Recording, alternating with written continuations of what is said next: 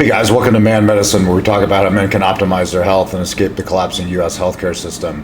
Well, today we're going to talk about a subject that comes up every now and again on the testosterone forums and in other places, questions that I get asked actually a lot. And it has to do with this notion of backfilling, specifically backfilling the various steroid pathways or various steroid precursors that lead to testosterone. And the idea there is that men require HCG, or in some cases require supplementation with DHEA and or Pregnenolone, because levels of those hormones can potentially drop off significantly if you're on testosterone. And so what we're going to do today is we're going to look at two scientific studies that help us actually look at the evidence for that. And I think you'll find that it explains why in some cases many men have a highly variable response, not only just to TRT, but also to DHEA supplementation, Pregnenolone supplementation, and obviously HCG supplementation as well. So where does this idea of backfilling come from? Okay, so this is this incredibly complex steroidogenesis pathway, and this is obviously like a super busy picture.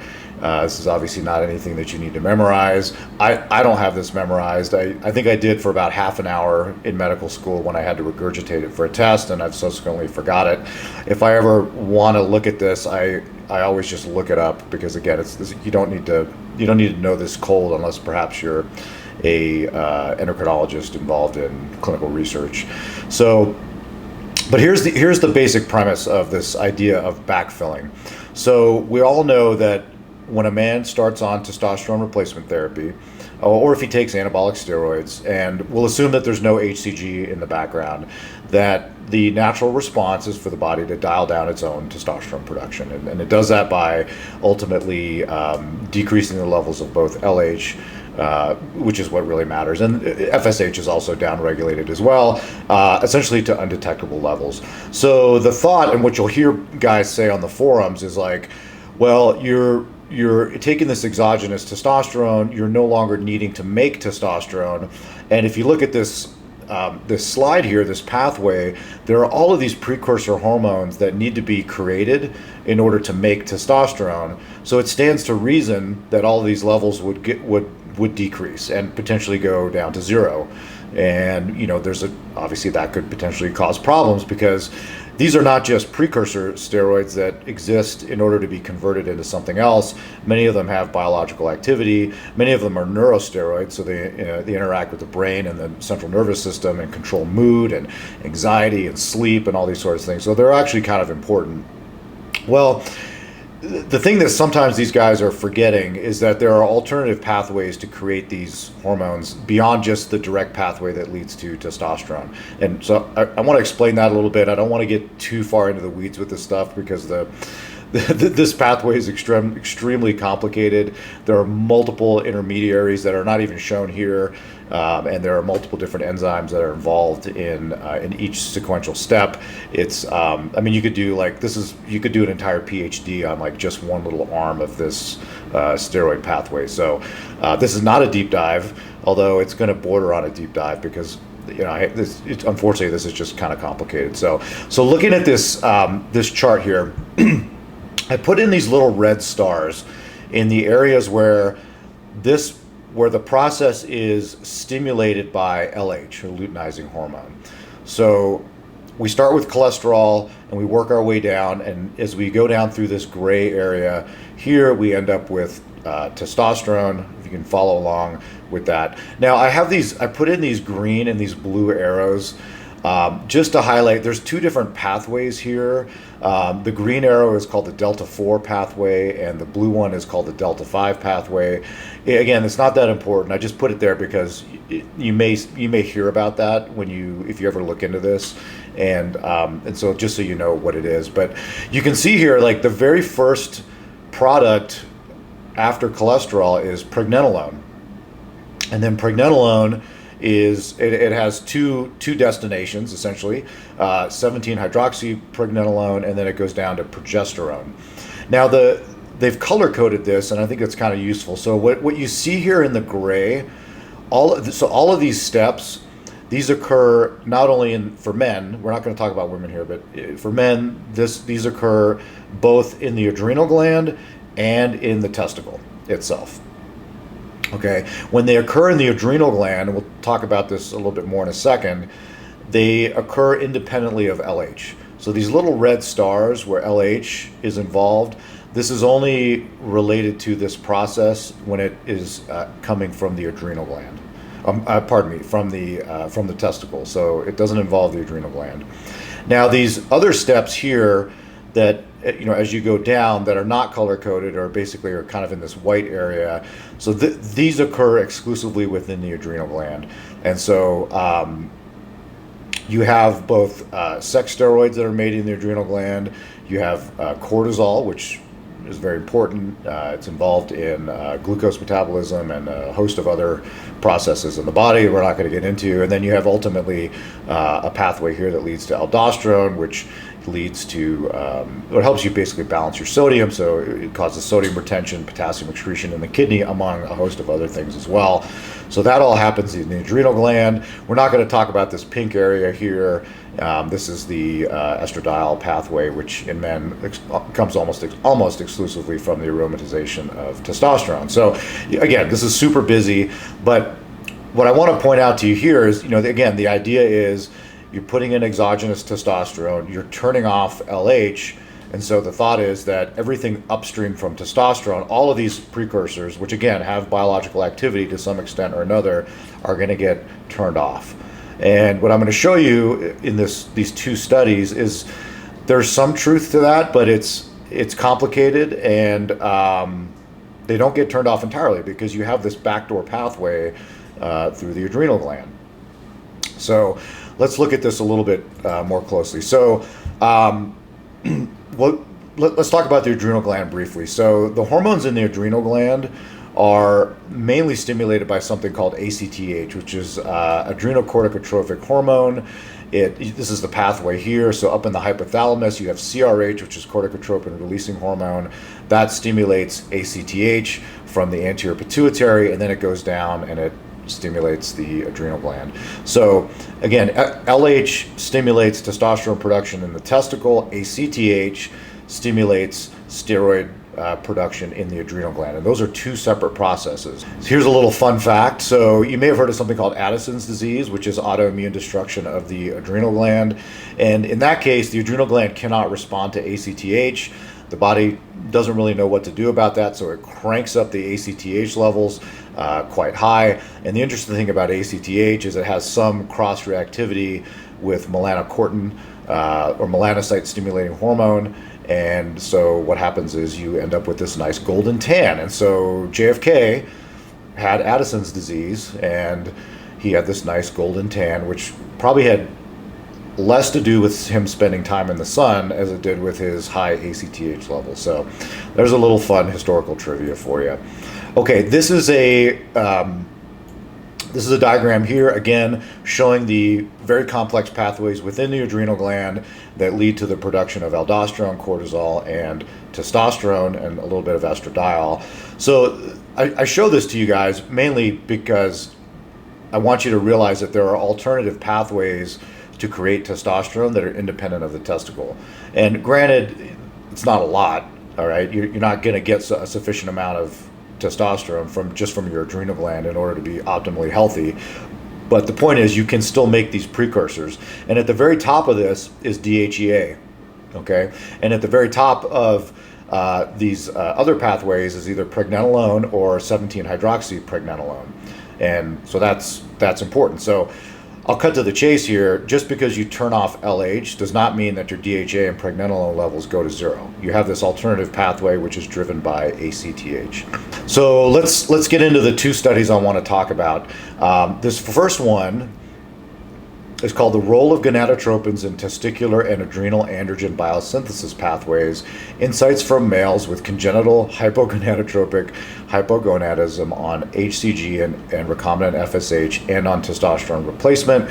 This is a 2020 study, so it's relatively recent, published in the journal Clinical Endocrinology. Okay, so this is actually a pretty cool study, I thought. So they took 25 males with CHH which is congenital hypogonadotropic hypogonadism.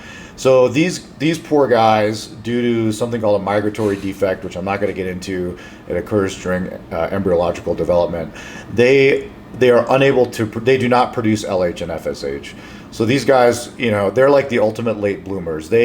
Without treatment, if they're not identified early, they never go through puberty. So their LH and FSH levels are 0. So you can imagine their testosterone levels are really low as well, and they have some major issues as they get older. And there are many different types of CHH. The most common one, or the only one that ever showed up on any of my board exams, was something called Kallman syndrome. And you differentiate Kallman syndrome from the other types of CHH because they also have lost the ability to smell. And again, that has to do with this migratory defect here. There are cells in the olfactory epithelium that never migrate into the hypothalamus like they're supposed to when you're an embryo, in addition to these GnRH producing cells as well. So Kallman syndrome.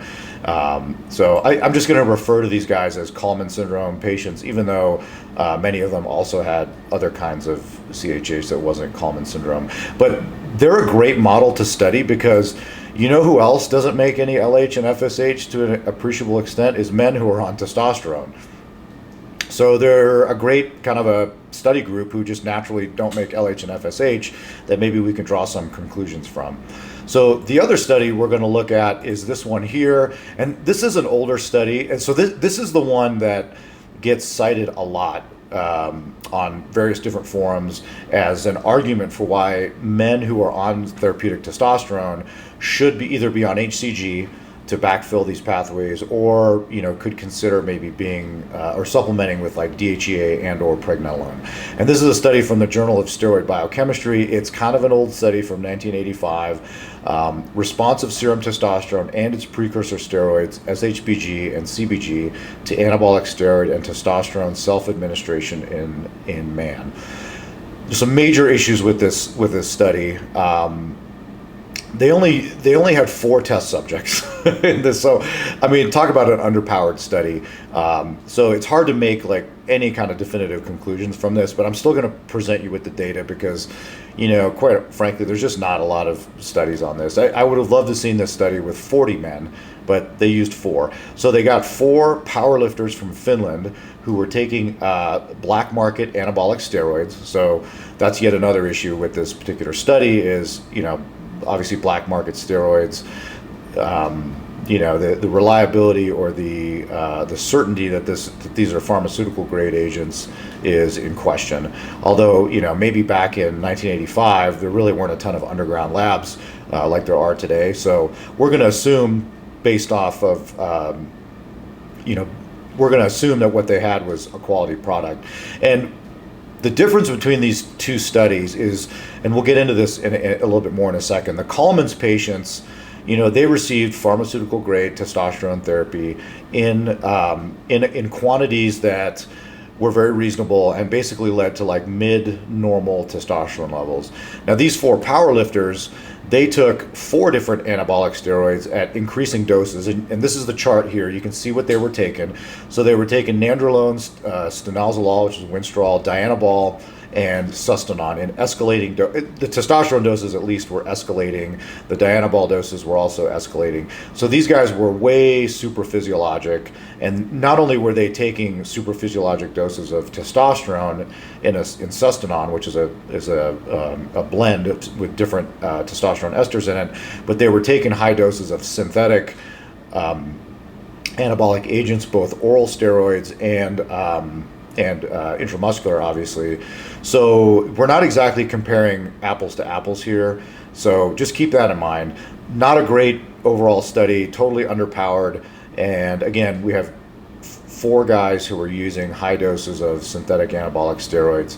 And so just keep that in mind. But this is the study that guys quote all the time.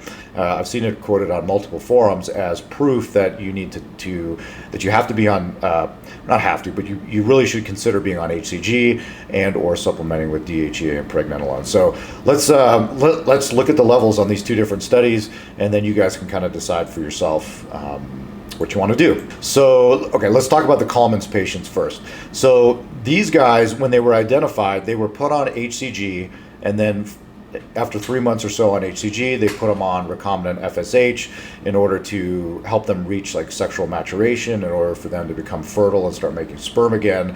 And then at some point, after about 2 to 4 years, they were transitioned to testosterone replacement, presumably after they had kids or maybe expressed a desire to not have children, whatever the case may be. So they gave them initially either somewhere between 1,000 to 1,500 units of HCG twice a week, which is you'll see that a lot in the andrology and endocrine literature, this twice a week dosing.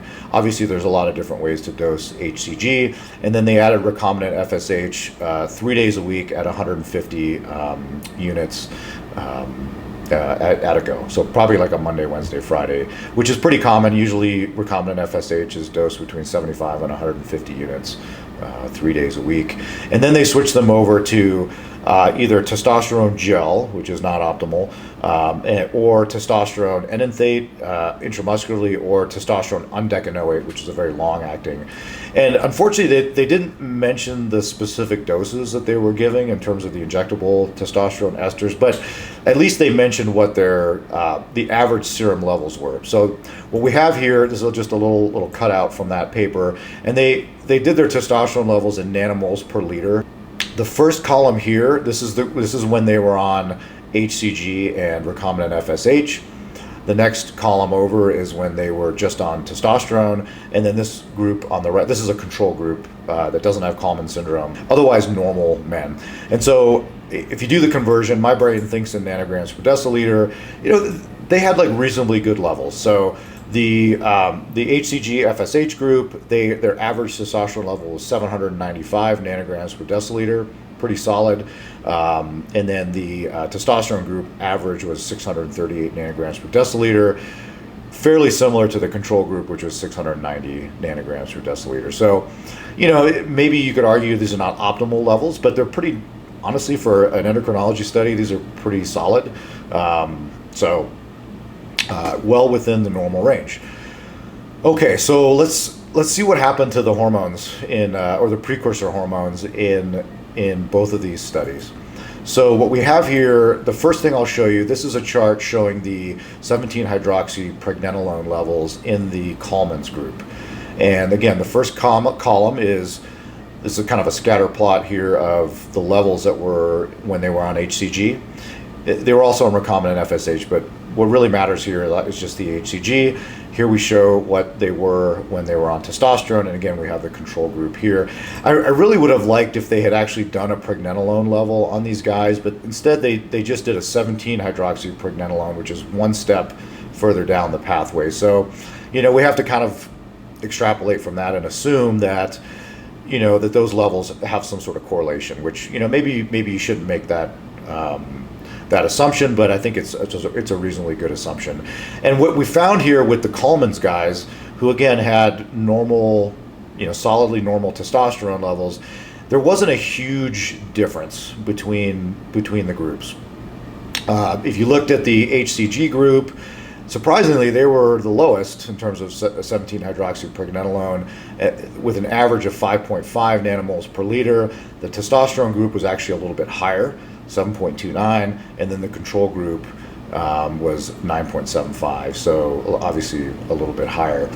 So this is kind of a wash here, but the thing I want to point out, and this is going to apply in this Kalman study to all of the subsequent levels that I'm going to show you, look at the wide variability in levels. So we'll look at the HCG group, for example. So at the very top, you have this little dot here. Whoever this guy was, so he had levels up as high as 20 nanomoles per liter on HCG. And then down at the bottom, you have two guys that are like pretty damn close to zero.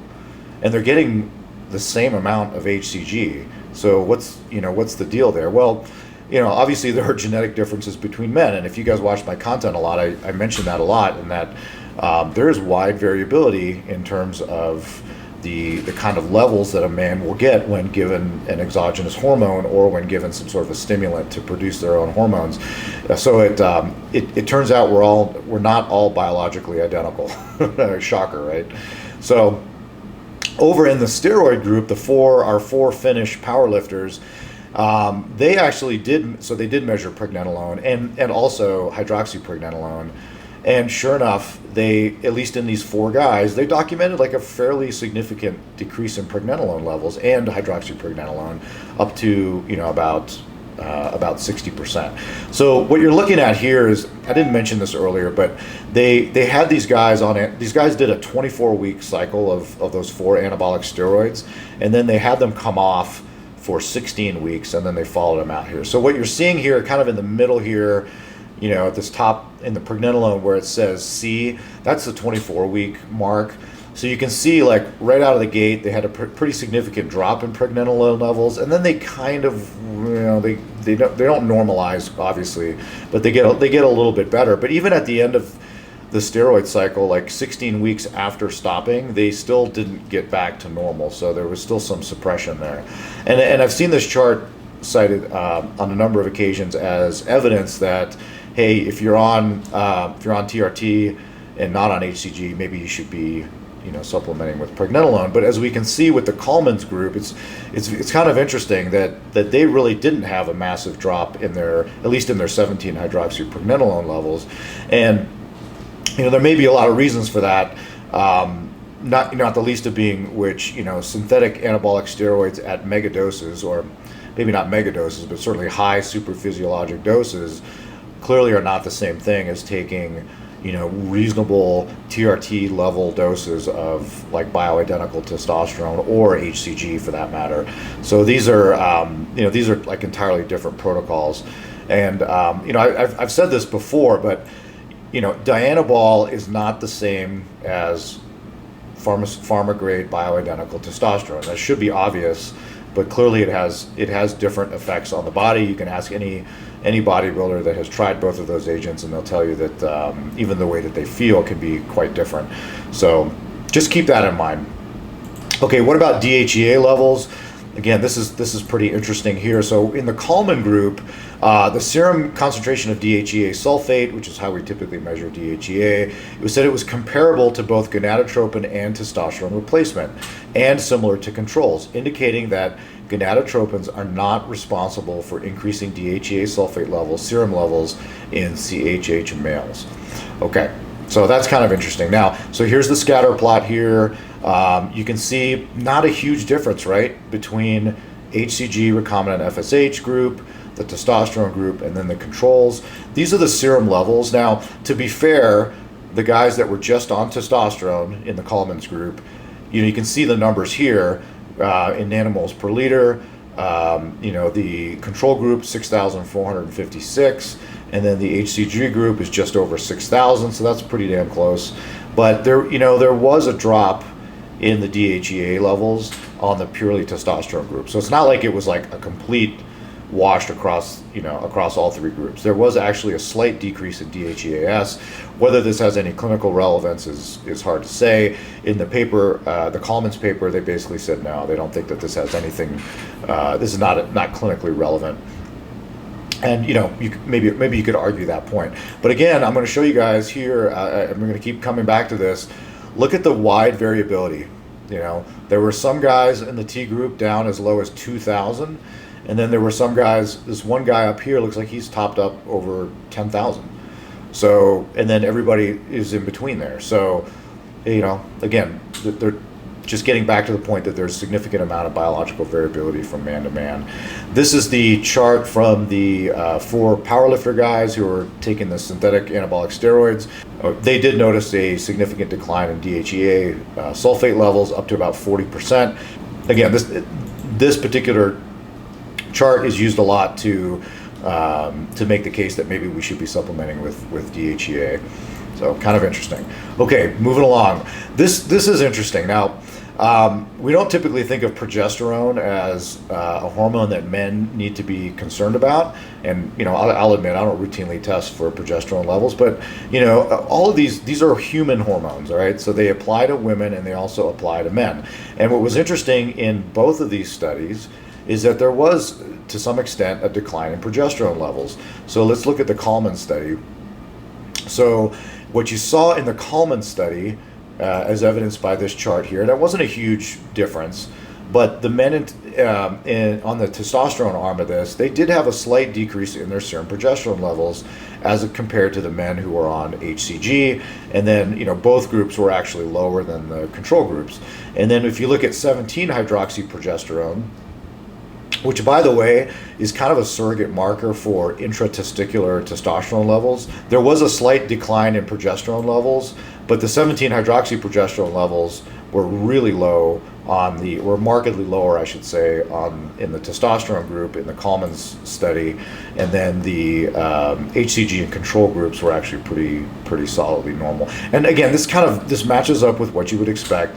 We all know that if you are on testosterone replacement and you are not on HCG, that your now your serum testosterone levels may be great, but the amount of intratesticular testosterone, which is what's required in order to have normal fertility, normal sperm production, is going to go way down. Okay, and that's exactly what you would expect. And again, that's what you see here with this plot. The control group has a completely normal progesterone level, and then both in the HCG and the testosterone group, you have slightly suppressed progesterone levels. In the anabolic steroid group, they saw exactly the same thing. So at least there was some consistency there, a decline in progesterone levels by the end of the study, by up to about 50%. So, Doc, does this have any clinical relevance? Well, it may for some men, it may not for other men. Progesterone I should probably do a separate video on progesterone. It is involved in sperm health. It definitely is involved in the GABA system within the brain, and so it's related to sleep and mood and anxiety. And there have been some studies on progesterone supplementation in people with serious mental illness, things like bipolar disorder, depression, that show that maybe there's some correlation there. So it's extremely complicated. It's probable that in some men this may be a clinically relevant progesterone decline, but obviously in other men it may not. Okay, so again, individual variation. Okay, so those are the two studies. So how do we put all this together, and what is the take-home message? So for the average TRT user, assuming there's no need for fertility, and assuming that testicular atrophy is just a cosmetic concern and you're not really terribly worried about it, certainly HCG and certainly routine supplementation with DHEA and Pregnenolone is not something that I would consider to be mandatory. However, because as we showed here, you can backfill. You don't need to take HCG to backfill the majority of these hormones. You still have production through these backdoor pathways, through the adrenal gland, and via other mechanisms that you will still have, obviously, levels in most men that are still within the normal range. Now, they may be suppressed from their prior baseline. And again, in some men, that actually might be clinically relevant, but in other men, it may not be. So, again, I don't start men right out of the gate necessarily on these things, but if a man is still having symptoms despite having a really solid testosterone level, or if they just want to know, I mean, the best thing to do is probably just to get a serum blood test, and these are easily obtainable. You can get a DHEA level if you want, DHEA sulfate. You can get a Pregnenolone level fairly easily, and you can look and see what your numbers are. And then if you choose, based off those numbers and how you're feeling, to perhaps supplement with DHEA or Pregnenolone, I don't think that that's unreasonable. I don't think it's unsafe. And if you get a good clinical response, then great. Just have that monitored by your physician. And the same thing goes with HCG. You could certainly try HCG and see if you derive clinical benefit from that, if you'd rather go that route. So I don't have really strong feelings about this one way or the other, but I disagree with some of the guys out there that say that you have to do this to backfill these pathways or else these levels go to zero. I mean, both of these studies and several others that I didn't include in this talk, they all show that that's not exactly the case. So you still have reasonably okay levels of these steroid precursors, but again, you saw the scatter plots there. There's a lot of variability from man to man. So that's why this is kind of a difficult subject in some cases. So now, having said that, when it comes to men who are taking, high doses of anabolic steroids, as we saw with these studies, it may be more likely that they actually will suffer from a clinically relevant decline in some of these hormones. So again, they could consider replacing these hormones, either using HCG or with supplementation, or I don't know. I think it's better to just get serum blood tests and take a look, find out where you're at, and then kind of go from there. But that's all I have for you guys today. I hope you found this useful. I'd love to hear any stories that you guys have about DHEA Pregnenolone levels, your experience with HCG, supplementation with those prohormones, and I look forward to hearing from you, and I will talk to you next time. All Man Medicine video and audio has been created and shared online for informational purposes only. This podcast does not constitute the practice of medicine or professional healthcare services of any kind, including the giving of medical advice. I am not your doctor. No doctor-patient relationship has been established. This content is not meant to be a substitute for professional medical advice and should not be relied upon solely for that purpose either. The only purpose of this content is to present peer-reviewed, research-backed health information for your consideration. As always, rely on the advice and guidance of your personal physician before undertaking any activity presented here, and if in doubt or not comfortable with said activity, practice discretion. Your health is your responsibility and not ours. Finally, I take conflicts of interest seriously. I accept no compensation whatsoever from any private corporations, including pharmaceutical or supplement companies. You can trust that if I recommend a medication, product, or service, it's because I genuinely believe in it and not because I'm being paid to endorse it.